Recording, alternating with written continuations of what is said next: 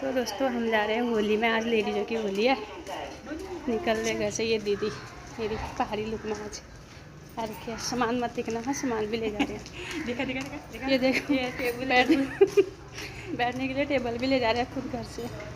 जिसकी कमर दर्द है, मेरी नहीं है, जिसकी है मतलब वहाँ बुजुर्ग लोग भी है उनका। ये देखो पहाड़ी लुक इसका। चली गई।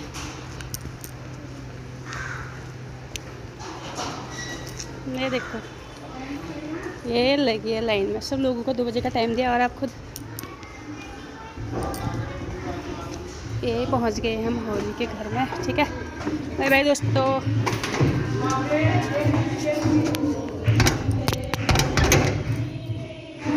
यहाँ होली शुरू हो गई। हम अब जा रहे हैं